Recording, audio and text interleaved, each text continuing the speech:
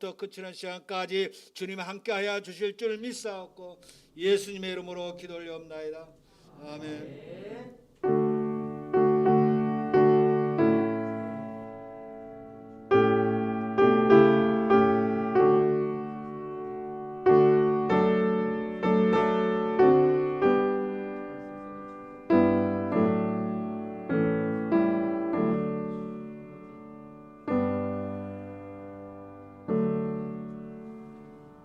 아멘. 오늘 은혜 받으실 말씀은 고린도전서 15장 9절과 10절 두 절 같이 읽겠습니다. 신약성경 281페이지 고린도전서 15장 9절과 10절 우리 한 목소리로 귀한 말씀을 같이 읽겠습니다.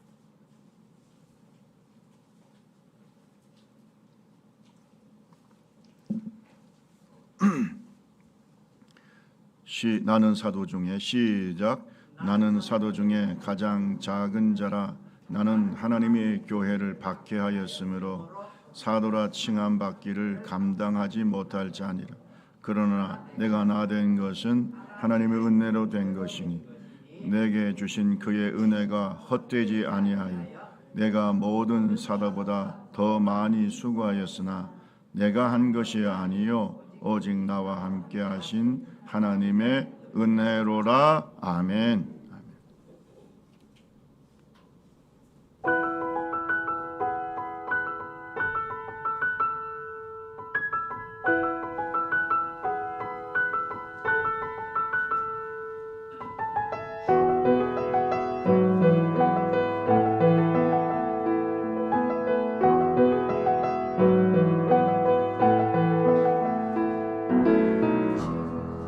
주와 같이 기도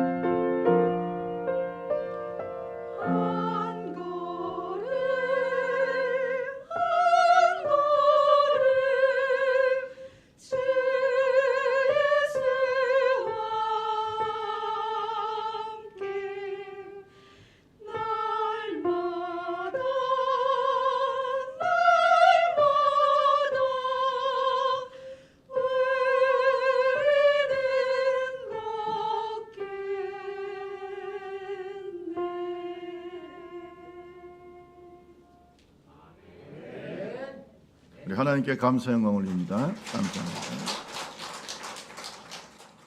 은혜로운 찬양 감사합니다. 우리 옆사람 뒷사람 앞사람 인사합니다. 말씀에 큰 은혜 받게 해 주시옵소서. 말씀 큰 은혜 받게 해.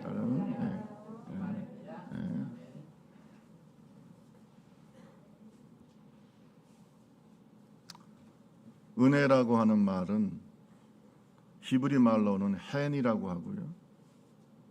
헬러로는 카리스라는 말을 씁니다. 헨은 자비함, 은총, 호의 이런 뜻이고요.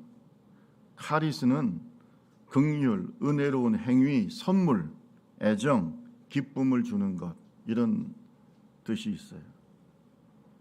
은혜는 뭐냐면 하나님이 우리에게 주시는 값없이 우리의 공로가 아니라 값없이 주시는 선물인데 그 선물을 받으면 기쁨이 어떻게 해요? 충만한 거예요. 아멘. 받아서 좋아요, 안 좋아요? 받아서 좋은 것을 우리가 은혜라고 하는 거예요. 내 공로가 아니고 선물이에요. 하나님의 호의예요. 하나님의 사랑이에요. 하나님의 긍휼하심이에요. 그래서 십자가가 바로 하나님의 은혜입니다. 아멘. 크게 할 때까지 계속할 생각이에요. 그 십자가에 달리신 예수님이 은혜입니다. 우리에게 주신 말씀이 은혜입니다. 다 은혜예요. 따지고 보면 하나님이 우리에게 주시는 해와 달과 별과 또 이런 빛들과 공기와 물도 다 하나님의 은혜입니다.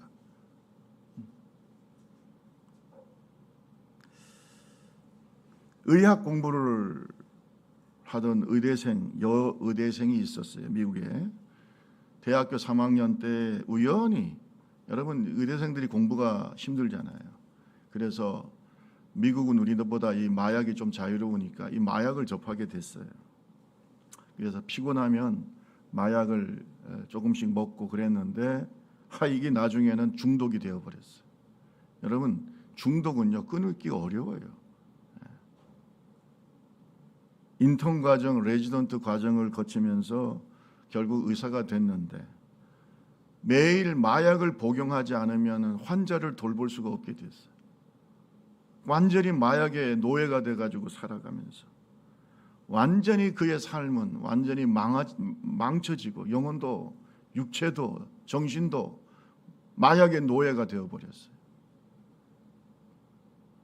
그런데 결국은 너무 마약에 찌들려 살다 보니까 의사 일을 하는데도 지장을 받게 되고 결국은 동료들에 의해서 그것이 알려져서 직장에서도 잘렸어요. 그만두게 됐어요. 그리고 마약을 계속해서 찾지만 이제는 마약 살 돈도 없을 정도로 가난하게 됐어요. 절망에 빠졌어요. 마약을 끊어보려고 아무리 노력해도 되지를 않아요. 아니 마약을 자기 마음대로 끊을 수 있으면 그거는 중독이 아니지. 중독은 마약뿐만 아니라 알코올 중독도 있고 담배, 니코틴 중독도 있고 이거 자기 힘으로 잘 끊기 어려워요. 특히 뭐 도박 중독 같은 거는 손가락을 끊어도 뭘로 한다고 그래요? 잘 모르세요? 손가락이 끊어지면 뭘로 한다고요? 발가락으로 하는. 그 정도로 이 중독은 끊기가 어려운 겁니다. 힘든 거예요. 그래서 이분이 자살을 결심했어요. 내가 내 힘으로 마약을 끊기도 힘들고 더 이상 내 인생이 망가지는 것을 보여주기도 싫고 육체적으로도 정신적으로도 피폐해져 가지고 이제 저수지로 갔어요. 뚝에 앉아 가지고 어떻게 하면 내가 잘 죽을까 뭐 이런 생각을 하면서 자살을 이제 하려고 하다가 마지막으로 자기가 어렸을 때 붙잡았던 하나님께 기도를 했어요. 마지막으로 자살하기 전에 이렇게 기도했어요. 무릎을 꿇고 하나님, 저는 아무것도 할 수 없는 사람입니다. 따라합시다. 저는 아무것도 할 수 없는 사람입니다. 한 번 더 합시다. 저를 불쌍히 여겨주시고 도와주세요. 이게 마지막 기도였어요. 하나님, 저는 아무것도 할 수 없어요. 제 힘으로는 이 마약의 사슬을 끊을 수도 없고 그래서 내 목숨을 던지려고 하는데 주님 도와주세요. 마지막으로 비를 맞으면서 무릎을 꿇고 마지막으로 간절하게 부르짖어 기도하고 있는데 불이 떨어졌어요. 하늘에서 불이 떨어져 머리에서부터 시작해가지고 온 몸이 불덩어리가 됐어요. 성령의 역사. 그리고 난 다음에 신기하게 마약을 찾는 마음이 사라져버려요. 신기하게 마약이 끊어집니다. 자살을 하려고 결심하고 그 자리에 갔는데 하나님의 은혜가 임한 거예요. 은혜가 임하니까요, 무슨 현상이 나타나냐면 어떤 손이 자기 어깨를 짓누르고 있는 무거운 짐을 걷어가시는, 그래서 자기 온몸이 새털처럼 가볍게 되는 이런 영적인 경험을 하게 된 거예요. 그리고 마약을 끊어버렸어. 생각도 나질 않아요. 그 다음부터 어떻게 됐냐, 자기와 같이 마약으로 고통당하는 사람을 돕는 의사가 됐습니다. 돕는 사람이 됐어요.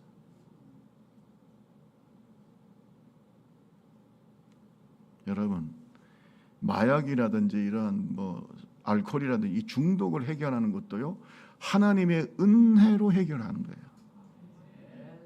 그래서 책도 이런 책이 있어요. 중독과 은혜, Addiction and Grace라고 하는 책이 있어요. 우리의 중독, 어딕션을 뭘로 해결해야 돼요? 하나님의 은혜로 해결해요. 아니면 해결이 안 돼요. 마약 중독과 같은 우리의 그 옛 생활이 우리의 힘으로 끊어져요, 안 끊어져요? 안 끊어져요. 그 죄악된 생활이, 그 죄악된 사고가, 그 습관이, 그 혈기가 내 힘으로 해결되냐 이거요? 은혜를 받아야 돼요. 은혜를 받으면 이 습관보다, 이 과거의 습관보다 더 강력한 하나님의 힘이 임할 때 그 중독은 해결되는 거예요. 따라합시다. 은혜를 받아야 된다. 중독을 해결하려고 하는 많은 프로그램들이 있어요. 번번이 실패합니다. 그래서 AA12라고 하는 A의 12단계 이런 프로그램이 있어요. 근데 이것이 근본적으로 하는 얘기가 뭐냐면 이 마약과 같은 중독을 끊을 수 있는 더 큰 은혜가 필요하다는 거예요. 그게 핵심이에요. AA 프로그램이라는 게 12단계. 우리 옆 사람하고 얘기합시다. 은혜가 필요합니다.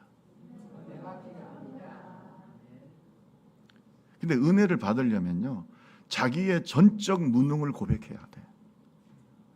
나 내 힘으로 할 수 있다. 그래, 하나님 그래요. 내 힘으로 할 수 있다고 생각할 때 하나님 뭐라 하시는 줄 아세요? 그럼 한번 해봐라 하고 주님은 그냥 물러서 계세요.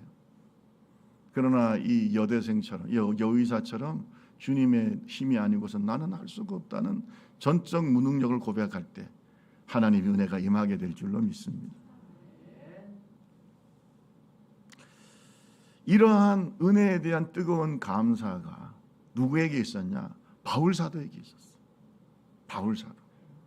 바울사도는 하나님의 은혜를 깊이 깨닫고 자기의 삶 전체뿐만 아니라 자기의 생명까지도 아끼지 않고 순교의 제물로 하나님께 바치게 된 줄로 믿습니다. 은혜를 깨닫는 자가 진짜 하나님의 사람이에요. 따라합시다. 깨닫는 것도 은혜다. 그 깨닫는 것도 은혜예요. 깨닫는 것도 은혜야. 15장 10절 말씀 다시 한번 읽어볼까요? 15장 10절. 그러나 시작.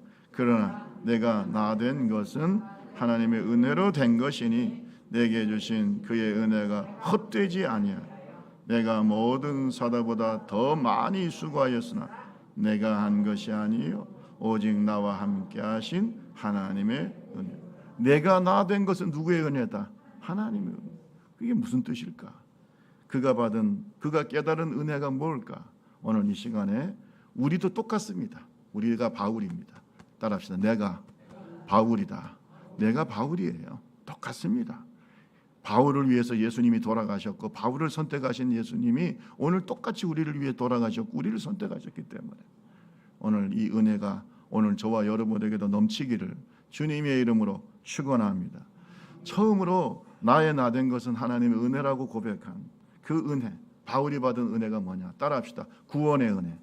이 구원의 은혜예요. 여러분, 이 바울이 어떤 사람이냐면 사울이었을 때, 그가 변화되기 전에, 주님을 만나기 전에 사울이었을 때 율법사였어요.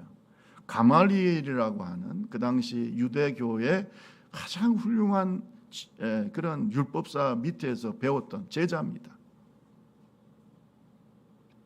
여러분, 옛날에 이 누구의 제자냐가 참 중요합니다. 지금도 마찬가지예요. 제가 학회를 가면요, 저보고 묻습니다. 당신 누구 제자냐? 이게 이 족보거든요. 누구한테 배웠냐? 누구의 제자냐? 굉장히 중요한 거예요.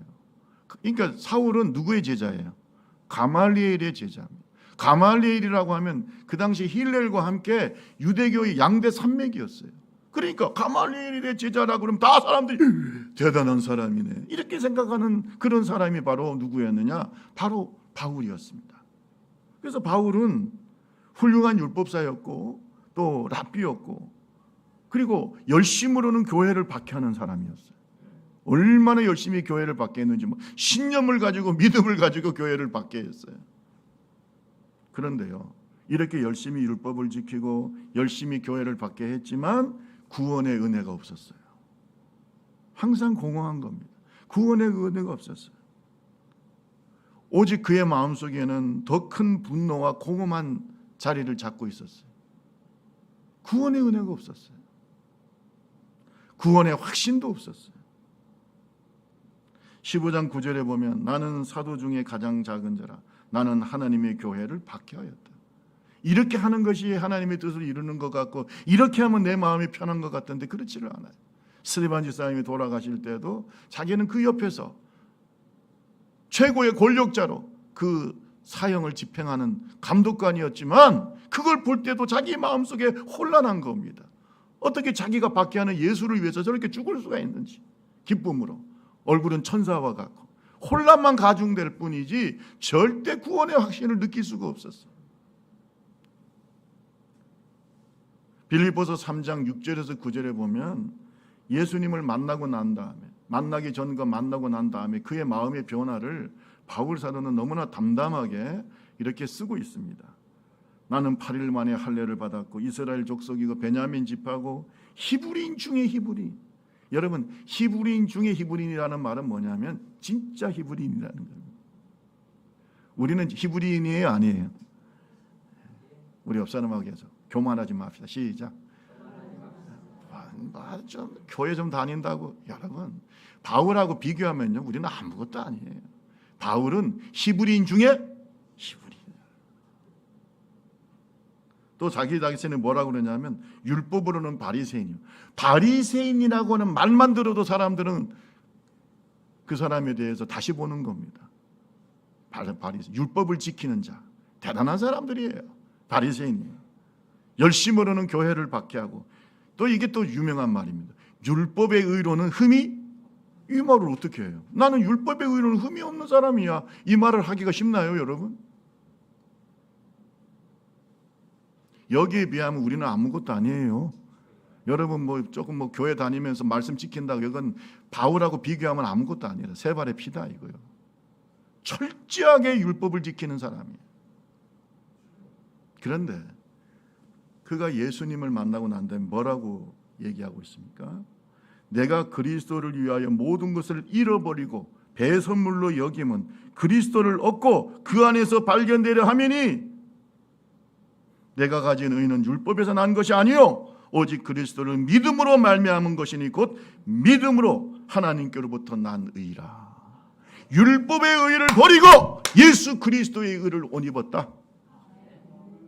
지금까지 자기는 율법의 의를 쫓아갔어. 율법의 의를 쫓아가면 자기는 구원을 받을 줄 알았는데 공허만 있다 이거요. 아무런 자기 속에 확신이 없어요. 그런데 예수님을 다메섹 도상에서 만나고 난 다음에 따라합시다. 예수님에게서 난 의, 그리스도를 얻기 위해서 나는 모든 것을 다 뭘로 여긴다고요? 율법의 의도, 바리새인 중에 바리새인이도 율법사로서의 그런 명성도 다 배설물로 여겼어. 누구를 얻기 위해서? 예수만 있으면 돼. 여러분, 내가 죽을 때 누구만 남는다 그랬어요? 잘 들으셔야 돼요. 내가 죽을 때 내가 담임 목사라고 뭐 조봉들교회 담임 목사, 신학 박사, 뭐 어디 뭐 회장 소용없어요. 누구만 남는다고요? 예수만 남는다니까. 김상백 목사의 예언을 잘 들으세요. 이게 성경이니까.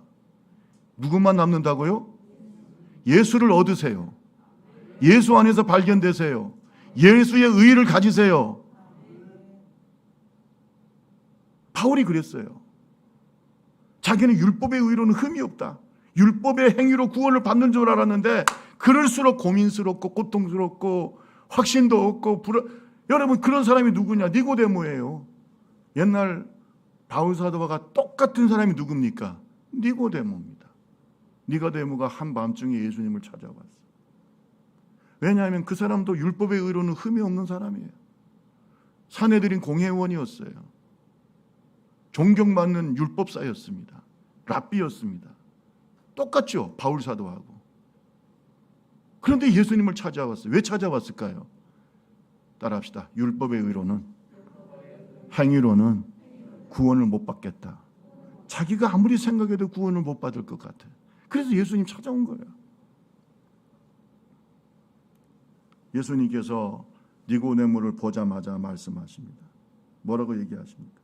내가 진실로 진실로 내게 이르노니, 따라합시다. 사람이 거듭나지 아니하면 하나님 나라를 볼 수 없느니라.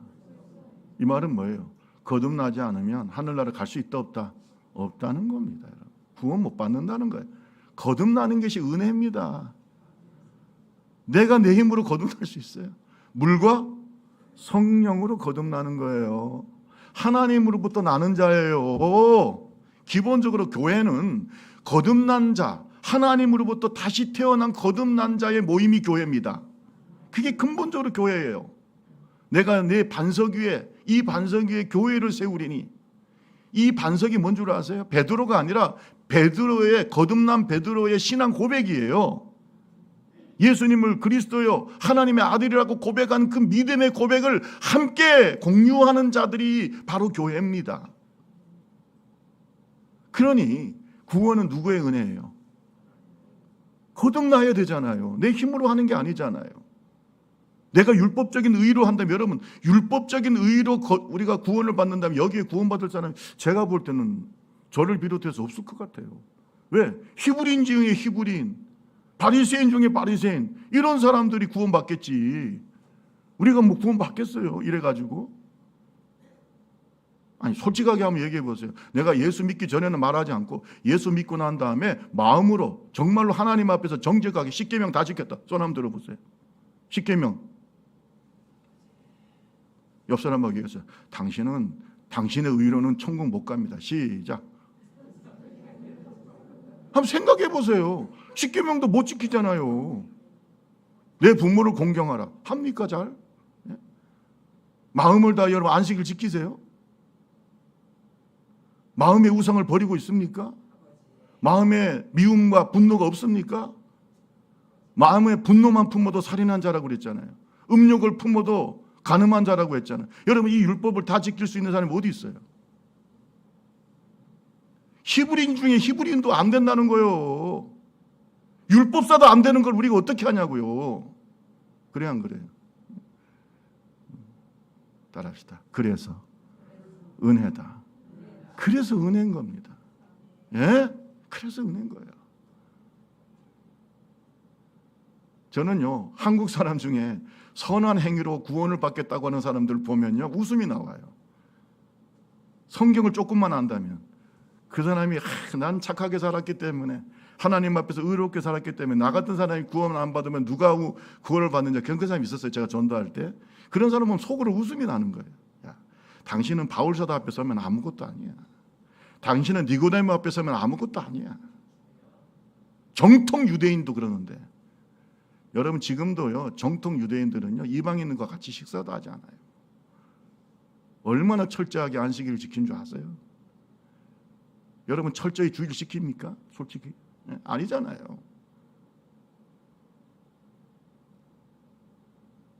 은혜입니다. 그래서 바울 사도가 뭐예요? 이렇게 내가 자랑하던 모든 율법의 의도 배설물로 여겨, 똥같이 여겨버려. 왜? 예수님을 얻기 위해서, 예수님의 의를 힘입기 위해서. 율법은 우리가 얼마나 큰 죄인인가를 깨닫게 해줄 뿐이고 은혜가 우리를 구원하는 줄로 믿습니다. 율법은 내가 얼마나 큰 죄인이기 때문에 예수가 필요하다는 것만 가르쳐 주는 거예요. 우리를 누구에게로 인도한다고요? 예수님에게로 인도하는 몽학 선생이라고 그랬죠.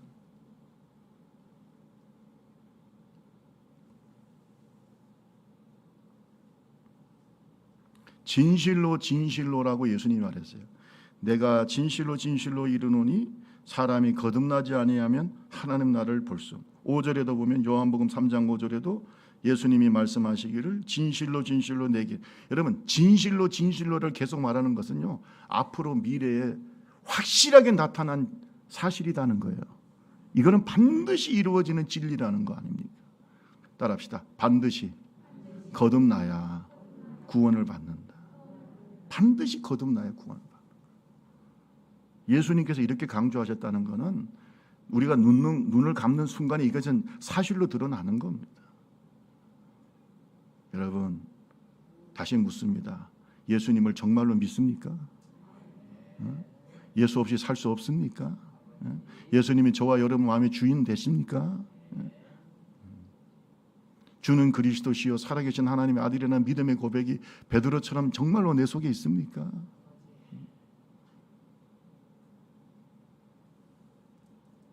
여러분, 그래서 바울이 나의 나된 것이 하나님의 은혜라는 것은 율법의 의의가 아니고 오직 예수 그리스도의 피공로로 구원을 받았으니.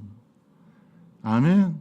그래서 내가 예수 그리스도를 통해서 거듭나서 구원을 받았으니 이것이 누구의 은혜라는 거예요? 하나님의 은혜라는 거예요.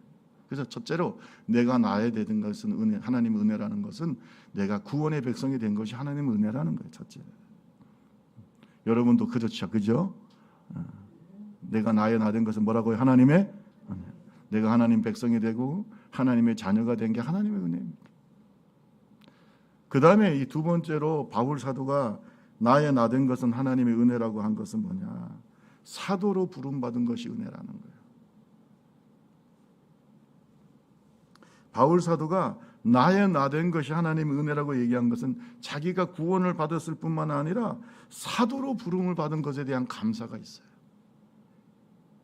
내가 구원받은 것도 감사한데 나 같은 박해자가, 나같이 교회를 잔해하고 스데반 집사님이 죽을 때 그 옆에서 증인으로 있었던 나 같은 사람, 어떻게 보면은 자기도 스데반 집사님을 향해 돌을 던졌던 그 사람인데 나 같은 사람을 구원해 주셨고 또 뭘로 삼으셨다고요? 사도로 삼으신 은혜가 너무 감사한 거예요. 따라합시다. 나의 나된 것은 오직 하나님의 은혜입니다. 그렇게 나오는 거예요. 여러분, 하나님의 은혜를 깊이 깨달은 자가 사명을 감당합니다. 직분을 감당하는 거예요. 다시 한번 우리 15장 9절에서 10절 말씀을 같이 한번 읽어봅시다. 나는 사도 중에, 시작. 나는 사도 중에 가장 작은 자, 나는 하나님의 교회를 박해하였으므로 사도라 칭함받기를 감당하지 못할 자니, 그러나 내가 나된 것은 하나님의 은혜로 된 것이 내게 주신 그의 은혜가 헛되지 아니하여 내가 모든 사도보다 더 많이 수고하였으나 내가 한 것이 아니요 오직 나와 함께 하신 하나님의 은혜. 만약에 하나님의 은혜가 아니었다면, 그가 구원받지는 못하고 사도로 부름받지 않았다고 한다면, 잘 보세요. 그가 어떤 인물로 남았을까? 한번 생각해 봤어요. 어떤 인물로 남았어요? 여러분, 옛날에 얼마나 이 사울이, 바울이 되기 전에 사울이 악령 높은 박해자였는지, 그가 변화가 되어서 그리스도인이 되었다는 것을요, 다메섹에 있는 그리스도인이나 초대교회 지도자들이 믿지를 않았어요. 그래서 어느 학자는 말하기를 예수님의 부활의 증거가 여러 가지가 있어요. 빈 무덤도 있고 또 뭐 여러 가지가 있는데, 그 중에 하나를 뭐라고 얘기하냐면 그 교회를 그렇게 잔해하고 박해하던 바울의 변화입니다. 바울의 변화야. 그것이 예수님의 부활의 증거라고 말할 정도입니다. 그 정도로 사울이 변화가 되어서 바울이 된 것을 사람들이 믿었어요, 안 믿었어요? 안 믿었어요. 그러면 만약에 구원하시고 그를 사도로 부르신 하나님의 은혜가 없었다면 그럼 어떤 사람이 되었을까요? 제가 볼 때는요, 교회사에 길이 남는 악명 높은 박해자로 남았을 거예요. 우리가 예수님께서 우리가 본디오 빌라도에게 이제 사형 언도를 받고 돌아가셨잖아요. 그 사도신경에 보면 뭐라고 그래요? 본디오 빌라도에게 고난을 받았어요. 여기에 바울이 들어갔을지도 몰라. 악명 높은 박해자예요. 악명 높은 박해자예요. 그렇게 남았을 거예요. 그런데 여러분, 지금 우리가 생각하는 바울은 어떤 인물입니까? 평생 주를 위해서, 아멘, 세계 전도 여행을 여러 번 다니고 수많은 교회를 세우고 많은 성경을 기록하고 예수님 위에 가장 위대한 그리스도인으로 남아있잖아요. 따라합시다. 가장 훌륭한 예수님의 제자, 그 그리스도인으로 남아있잖아요. 바울이 왜 이렇게 됐을까요? 하나님이 그를 부르신 은혜예요. 그를 구원하셨고 사도로 부르시고 사도의 직분을 주셨어요. 성경 말씀에 보면, 오늘 이 본문에도 보면 바울 사도가 말하기를 그 은혜가 헛되지 않아서 내가 모든 사도보다 더 많이 수고했다 그랬어요. 더 많이 수고했어요. 왜 그랬을까요? 이렇게 하나님을 배반하고 교회를 밖에 했던 나를 구원하시고 뭐로 삼아 주셨다고요? 사도로. 따라합시다. 사도로 불러주셨다. 그 은혜가 너무 감사해서 그 어떤 사도들보다 더 많이 수고했다는 거예요. 여러분 잘 들으세요. 하나님의 은혜가 깊이 깨달아질수록 헌신합니다. 은혜가 없는 헌신은 헌신이 아니에요. 그거는 자기 자신의 의를 자랑하는 거지 하나님의 은혜를 갚으려고 하는 행동이 아니에요. 하나님의 은혜에 감사하고 감격하고, 그래서 하나님께 드리는 헌신이 진짜 헌신인 줄로 믿습니다. 레이몬드 릴리라고 하는 흑인이 있었어요. 이 레이몬드 릴리는요, 굉장히 난폭한 사람이었어요. 아주 악행을 저질렀죠. 그러니까 그 마을에 있는 목사가 계속 여러 번 이제 얘기를 했겠죠. 릴리한테 당신 그러면 안 된다. 그러니까 이 릴리는요, 그 마을에 있는 이 목사님이 눈에 가시야. 자기가 뭔가 하려고 그러면 못하게 하고 또 이러니까 완전히 눈에 가시. 정말 꼴보기 싫은 존재입니다. 영적 싸움이겠죠. 그러니까 이 릴리가 한 번에 이렇게 생각했어요. 내가 그 목사를 때려 죽이겠다. 그래서 벽돌을 품에 들고 주일날 예배 드릴 때 참석을 했어요. 딱 참석을 하고 벽돌 한 장을 왜냐면 이제 목사 때려 죽이겠다고. 그래서 예배를 드렸어요. 근데 목사님은 그것도 모르고 열심히 설교를 하는 거예요. 릴리의 몸에는 뭐가 있다고요? 벽돌이. 그런데 여러분, 설교를 듣는 중에 릴리의 마음이 변화가 일어나기 시작했어요. 회개의 눈물이 흐르기 시작했어요. 따라합시다. 하나님의 은혜. 이게 마음속에 있는 분노가 눈 녹듯이 녹아지면서 말씀을 듣는 가운데 계속해서 변화가 일어나면서 자기 자신이 부끄러워지고 자기의 삶이 부끄러워지고 예수 그리스도의 십자가 은혜가 막 가슴속에 느껴지면서 세상에 그 벽돌을 품었던 가슴이 녹아지기 시작한 거예요. 목사를 때려 죽이겠다고 하는 그 분노가 사라지게 돼요. 한없이 눈물을 흘리고 세상에 목사를 죽이려고 했던 그 살인의 자리가 은혜의 자리가 된 줄로 믿습니다. 거기에서 그냥 그 벽돌을 숨기고 계속 눈물을 흘리면서 하나님 앞에서 자기의 죄를 고백하고 거기에서 구원을 받았어요. 수년 후에 시카고에 있는 쿠크 카운티 병원에서, 이 카운티 병원에는 세계 최대의 자선병원이라는 이름이 있어요. 이 쿠크 카운티 병원에서 가장 죽어가는 많은 사람들, 시달리고 병든 사람들을 헌신적으로 돌보는 한 흑인 목사가 있었는데 그 사람이 누구냐? 바로 이 변화된 릴리예요. 그는 변화되어서 뭐가 됐어요? 목사가 됐어요. 가난하고 자기처럼 분노가 가득한 사람들, 가난에 찌들린 사람들을 위해서 쿠크 카운티 병원에서 열심히 헌신하는 아주 헌신적인 목사로서 사람들에게 아주 존경과 인정받는 그런 인물이 되었어요. 그는 사람들에게 무슨 별명을 듣게 됐냐면 선한 사마리아인 흑인 릴리 목사, 선한 사마리아인 흑인 릴리 목사라고 하는 별명까지 얻었어요. 얼마나 헌신적이었는지 몰라요. 나중에 시간이 흘러서 이 흑인 릴리 목사님이 소천하게 됐어요. 하늘나라 가게 되고, 그래서 이제 장례식이 열렸어요. 은혜로운 장례식. 정말로 이 목사님을 하늘로 떠나보내는 하늘나라 환송식이 벌어졌어요. 그런데 그 예배당에 손때 묻은 벽돌 한 장이 놓여 있었어요. 그런데 사람들은 그 벽돌을 바라볼 때마다 눈물을 줄줄 흘리는 거예요. 릴리 목사님을 바라보면서 눈물을 흘리고, 그 벽돌을 바라보면서 눈물을 흘리고. 왜 그런 줄 아세요? 릴리 목사님이 목회를 하다가 힘들고 어렵고 고통스러울 때마다 자기가 목사님을 때려 죽이겠다고 그 품에 묻고 갔던 그 벽돌을 앞에 놓고 그 벽돌 앞에서 눈물을 흘리면서 하나님께 기도했다. 하나님, 나 같은 거 구원해 주셔서 감사합니다. 목사님을 때려 죽이려고 했던 내가 변화되어서 목사가 된 거 감사합니다. 그러니까 릴리 목사님이 목회를 하면서 힘들고 어려울 때마다 그 벽돌을 놓고 하나님 앞에 눈물을 흘리면서 기도했다. 그래서 릴리 목사님이 돌아가셨을 때 그 벽돌을 그 릴리 목사님 옆에다가 두었다는 거예요. 그것을 아는 사람들은 그 벽돌을 바라볼 때마다 릴리 목사님을 생각하면서 그렇게 눈물을 흘렸다. 여러분, 구원받은 게 은혜예요. 내가 하나님의 사명자로 부름받은 게 은혜예요. 우리가 잘나서 똑똑해서 지혜로워서 구원을 받습니까? 그래서 하나님께 주의 종으로 사명자로 부름받습니까? 따라합시다. 모든 것이 하나님의 은혜다. 모든 것이 하나님의 은혜.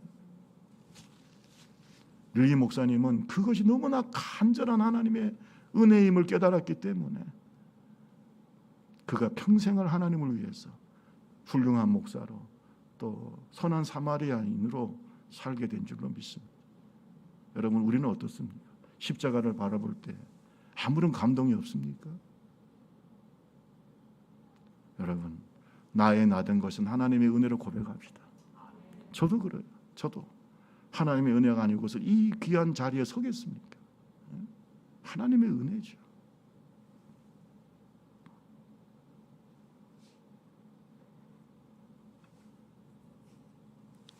디모데전서 1장 12절에서 14절에 바울 사도는 이렇게 고백하고 있어요. 우리 같이 한번 읽어볼까요? 디모데전서 1장 12절에서 14절입니다. 나를 능하게 하신, 시작, 나를 능하게 하신 그리스도 예수 우리 주께 감사. 나를 충성되이 여겨 내게 직분을 맡기시니 내가 전에는 비방자요 박해자요 폭행자였으 도리어 긍휼을 입은 것을 내가 믿지 아니할 때에 알지 못하고 행하였습니다. 우리 주의 은혜가 그리스도 예수 안에 있는 믿음과 사랑과 넘치도록, 내가 원래 전에는 비방자요 박해자요 폭행자였는데 주님의 그 사랑과 은혜가 너무나 풍성하게 나에게 임해서 내가 부족한 내게 사도의 직분을 맡겨주셨다. 나를 충성되이 여겨 뭘 맡겨주셨다고요? 사도의 직분. 건방지게 내가 집사가 충분히 될 거라고 생각하고, 내가 뭐 장로가 충분히 될 거라고 생각하고, 내가 권사가 충분히 될 거라고 생각하고, 나 같은 사람이 목사가 안 되면 누가 될까? 여러분, 그 사람에게는 진정한 헌신을 기대할 수가 없습니다. 눈물이 있어야 돼요. 따라합시다. 나의 나 된 것은, 나를 목사로 삼아주신 것은, 나를 장로로 삼아주신 것은, 크게 따라하세요. 나를 장로로 삼아주신 것은, 나를 권사로 삼아주신 것은, 나를 집사로 삼아주신 것은, 나를 성도로 삼아주신 것은 누구의 은혜라고요? 하나님. 이거 없으면 안 돼요. 당연하다고요? 당연하지 않습니다. 은혜에 대한 뜨거운 감사가 헌신으로 나타나야 돼요. 오늘 저와 여러분이 이 은혜를 깨닫는 하나님의 종들이 되기를 주님의 이름으로 축원합니다. 바울 사도가 모든 것이 은혜라고 말한 것은요, 그가 부활의 영광, 미래의 부활의 영광을 참여할 것을 생각할 때 은혜라고 했어요. 15장 17절에서 20절 말씀해 보세요. 같이 한번 읽어봅시다. 그리스도께서, 시작. 그리스도께서 다시 살아나신 일이 없어서 너희의 믿음도 헛되고 너희가 여전히 죄 가운데 있을 것이요 또한 그리스도 안에서 잠자는 자도 망하였으니 만일 그리스도 안에서 우리는 바라는 다만 이 세상의 삶뿐이면 모든 사람 가운데 우리가 더욱 불쌍한 자이요 그러나 이제 그리스도께서 죽은 자 가운데서 다시 살아나서 잠자는 자들의 첫 열매가 되셨다. 할렐루야. 여러분, 내가 만약에 부활의 영광이 없다면, 부활의 소망이 없다면 나 같은 사람은 세상에서 제일 불쌍한 사람입니다. 그런데 부활의 영광이 있고 그 부활의 소망을 주신 하나님께 감사합니다. 그 소망 가운데 내가 내 자신을 하나님께 산제물로 드릴 수 있는 것이고 기꺼이 내 목숨을 바쳐서 예수 그리스도를 위해서 순교의 제물이 될 수 있는 것이고 평생 동안 결혼하지 않았지만 자신의 인생을 들여서 주를 위해서 헌신할 수 있는 것이 내 수고가 헛되지 않다는 겁니다. 따라합시다. 나의 수고가 헛되지 않는다. 그래서 바울사는 이런 고백을 합니다. 나는 선한 싸움을 싸우고 나의 달력을 갈 길을 마치고 믿음을 지켰으니 이제후로는 나를 위하여 의의 면류관이 예비되어 있도다. 할렐루야. 이 부활의 영광을 바라볼 때 나의 나 된 것은 하나님이 뭐라고요? 여러분이 주님의 몸된 교회를 위해서 주님을 위해서 헌신하잖아요. 사람들이 알아주든 알아주지 않든 어떤 사람은 오른손이 모르는 거 왼손이 모르게 하시잖아요. 그런데 여러분 그 상을 결코 잊지 않습니다. 그것이 은혜입니다. 그것이 은혜예요.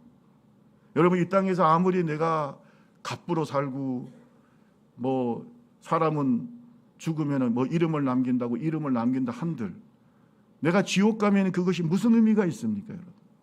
그래야 안 그래요? 근데 여러분 우리가 이 땅에서 하나님을 위해서 쌓는 모든 선한 것들, 모든 헌신의 열매들은 하늘에 쌓이게 될 줄로 믿습니다. 그래서 헛되지 않은 거예요. 하나님은 반드시 우리에게 상 줄 자에게 상 주시고 심는 대로 거두게 하시는 그러한 공의로운 하나님이신 줄로 믿습니다.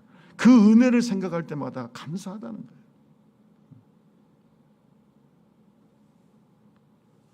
부활이 없다고 하면 우리의 믿음은 무슨 의미가 있을까요? 여러분, 우리의 신앙은 예수 십자가에서부터 시작해서 예수님의 부활에서 끝나는 겁니다. 부활이 없으면 우리의 신앙은 아무런 의미가 없는 거예요. 여러분, 예수님의 부활의 소망이 내 속에 넘친다는 것 자체가 하나님의 은혜인 줄로 믿습니다. 부활의 영광에 참여할 수 있다는 것이 하나님의 은혜예요. 부활의 신앙이 진짜 신앙이에요. 여러분 마음속에서 제 마음속에 부활의 소망이 넘치는 것 자체가 하나님의 은혜인 줄로 믿습니다. 우리 옆 사람하고 얘기하세요. 부활의 소망이 하나님의 은혜입니다.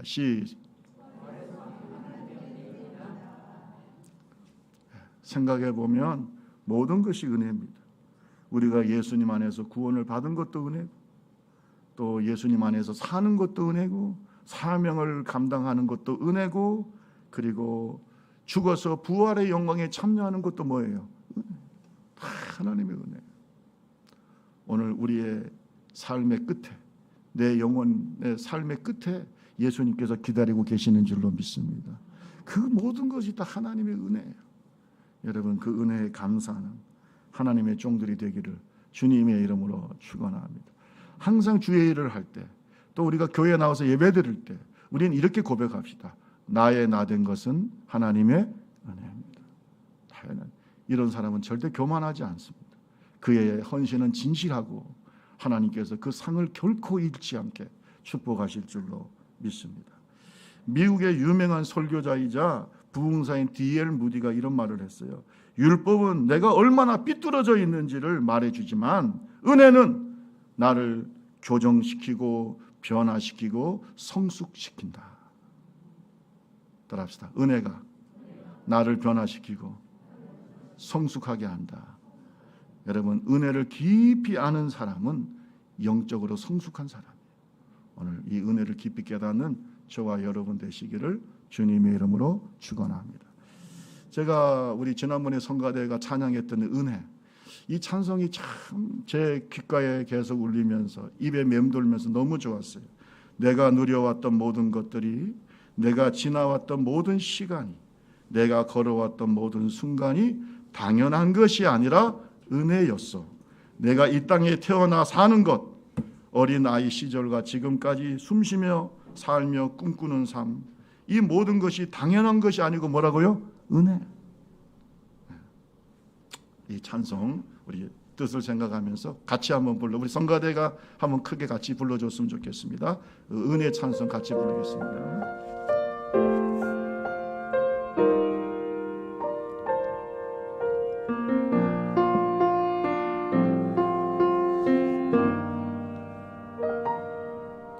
내가 누려왔던 모든 것들이, 내가 지나왔던 모든 시간이, 내가 걸어왔던 모든 순간이